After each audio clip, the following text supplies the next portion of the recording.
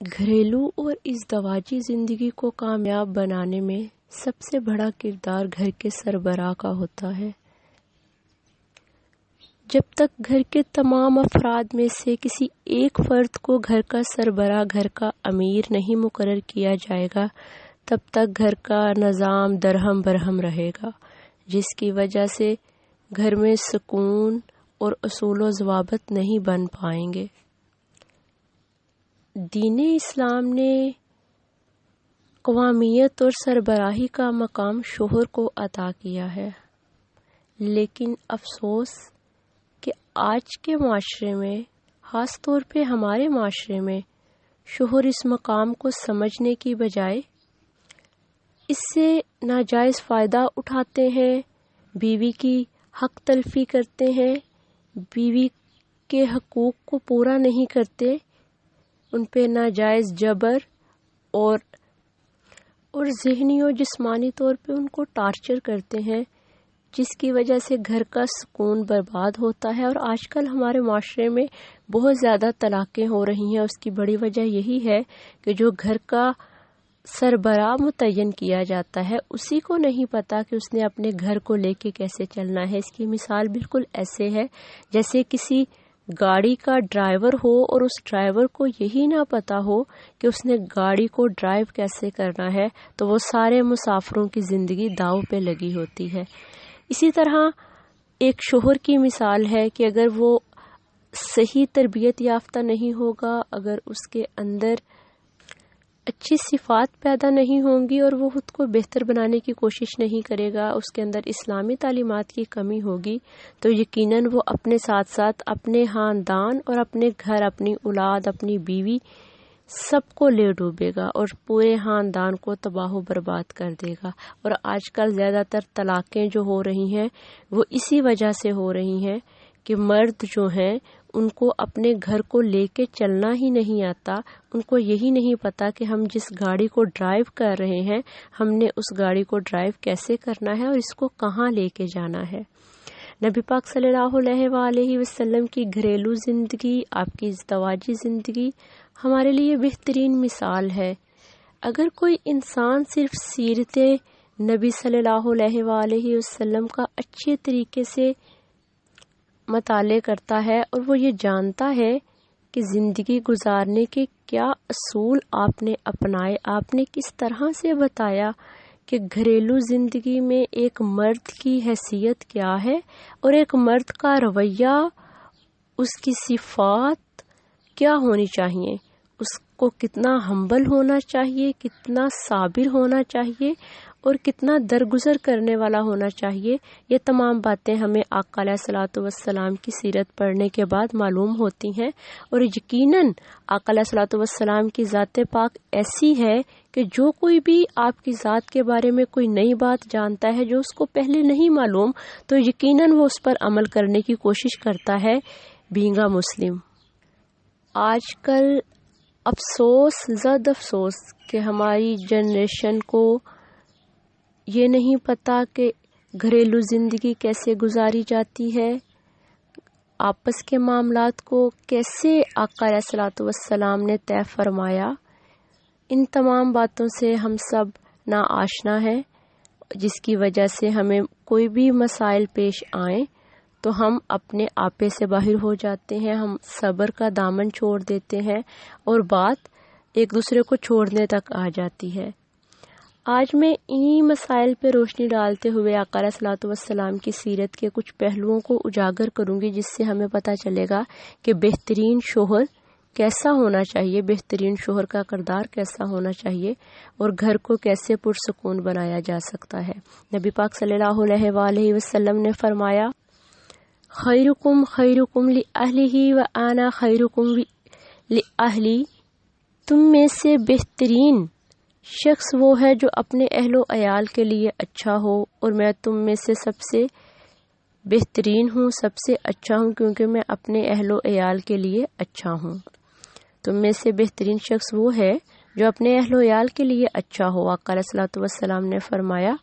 کہ چاہے تم جتنی بھی نمازیں پڑھ لو، میں اس کی تشریح بتانے لگی ہوں، جتنے بھی حقوق و فرائض ادا کر لو، جتنے بھی اخلاق اچھے کر لو، لیکن تمہارا اخلاق، تمہارا کردار اپنے گھر والوں کے ساتھ اچھا نہیں ہے تو تم اچھے نہیں ہو۔ اور یاد رکھو کہ میں تم سب میں سے اپنے اہل و عیال کے ساتھ اچھا ہوں، کہ یعنی آقا علیہ الصلوۃ والسلام نے فرمایا کہ میں سب سے پہلے اپنے حقوق و فرائض میں اپنے گھر والوں کو آگے رکھتا ہوں ہر معاملے میں، اور یہی ایک احسن اور اعلیٰ اخلاق کی مثال ہے۔ ایک مرتبہ سیدہ عائشہ صدیقہ رضی اللہ تعالی عنہا سے پوچھا گیا کہ رسول اللہ صلی اللہ علیہ وآلہ وسلم گھر میں کیا کرتے تھے؟ آپ نے فرمایا آپ صلی اللہ علیہ وآلہ وسلم گھر کے کام کاج میں مصروف رہتے، اور جب نماز کا وقت ہوتا تو نماز کے لیے اٹھ کھڑے ہوتے۔ اس سے معلوم ہوتا ہے کہ گھر کا کام کرنا کسی مرد کے لیے باعث عار باعث شرم نہیں ہے، بلکہ نبی پاک صلی اللہ علیہ وآلہ وسلم کی سنت ہے جس پر عمل کرنا باعث ثواب ہے۔ سب سے زیادہ احادیث اور سب سے زیادہ آیات جو آتی ہیں وہ میاں بیوی کے تعلق پر آتی ہیں، خاص طور پہ بیوی کے حقوق پر آتی ہیں۔ اللہ تعالیٰ کو سب سے پیارا رشتہ میاں بیوی کا ہے۔ اللہ تعالیٰ نے کسی رشتے کو اپنی نشانی نہیں کہا، لیکن میاں بیوی کے رشتے کو اپنی نشانی کہا۔ صحیح مسلم کی روایت ہے، جو شخص اللہ اور آخرت کے دن پر ایمان رکھتا ہے، اسے جب بھی کوئی معاملہ درپیش ہو تو بھلائی کی بات کرے یا خاموش رہے۔ لوگوں عورتوں کے حق میں خیر و بھلائی کی بات کو قبول کرو، اور یاد رکھو عورتیں پسلی سے پیدا کی گئی ہیں، اور پسلی میں سب سے زیادہ ٹیڑھے حصے سے اللہ نے انہیں پیدا کیا ہے۔ اگر تم اسے بہت زیادہ سیدھا کرنے کی کوشش کرو گے تو تم اسے توڑ دو گے۔ یعنی آقا علیہ الصلوۃ والسلام نے اس حدیث سے کیا واضح فرمایا کہ عورت کی جو جبلت ہے، اس کی جو فطرت ہے، پیدائشی طور پر ٹیڑھی ہے، اور وہ بس بہت زیادہ ٹیڑھے حصے سے پیدا کی گئی ہے، اور ایسے حصے سے جب بہت زیادہ مڑی ہوئی چیز ہوتی ہے تو اس کو آہستہ آہستہ نرمی سے سیدھا کیا جاتا ہے۔ اگر تم اسے سختی سے سیدھا کرنے کی کوشش کرو گے تو تم اسے توڑ دو گے۔ اس سے مراد یہ ہے کہ تم اپنے رشتے کو ختم کر دو گے۔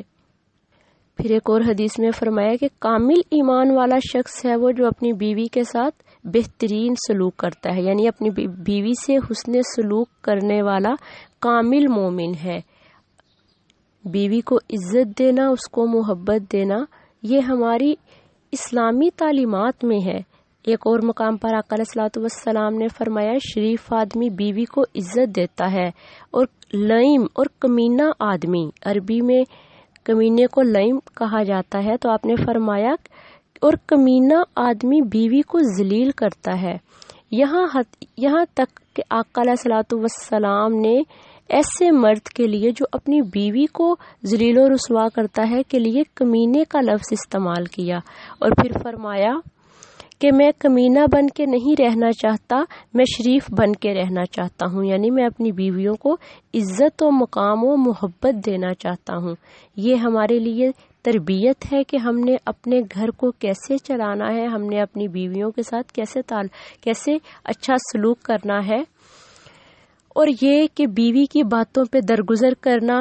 بیوی کے لیے ہمیشہ اچھی بات کو اور خیر و بھلائی کو قبول کرنا، اور نرمی کے ساتھ بیوی سے پیش آنا، یہ نبی پاک صلی اللہ علیہ وسلم کی صرف سنت ہی نہیں بلکہ حکم ہے تمام مردوں کے لیے کہ وہ اپنے ازدواجی تعلقات کو کس طرح سے بہتر بنا سکتے ہیں۔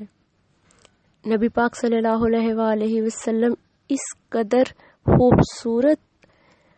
اخلاق والے تھے، اعلیٰ اخلاق والے تھے، اور اپنی بیوی سے اتنی محبت فرمانے والے تھے کہ سیدہ عائشہ صدیقہ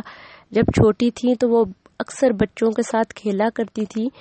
لڑکیوں کے ساتھ، سہیلیوں کے ساتھ، تو آپ ان کو دیکھ کر مسکراتے تھے، اور آپ نے کبھی انہیں نہیں ڈانٹا تھا۔ سیدہ عائشہ صدیقہ کو لقمے بنا کر کھلاتے تھے، اکثر آپ کو آٹا گوندھ کر دیتے تھے، اور جب کبھی نبی پاک صلی اللہ علیہ وسلم جاگتے نیند سے اور سیدہ عائشہ سو رہی ہوتی تو آپ اٹھتے اور آہستہ آہستہ آہستہ چلتے اور جوتا دور جا کے پہنتے کہ کہیں جوتے کی آواز سے عائشہ کی آنکھ نہ کھل جائے۔ سیدہ عائشہ صدیقہ جس برتن میں پانی پیتی تھیں، آپ اس برتن سے پانی پیتے، اور نہ صرف پانی پیتے بلکہ دیکھتے کہ سیدہ عائشہ صدیقہ نے اپنے ہونٹ کہاں پہ لگائے ہیں۔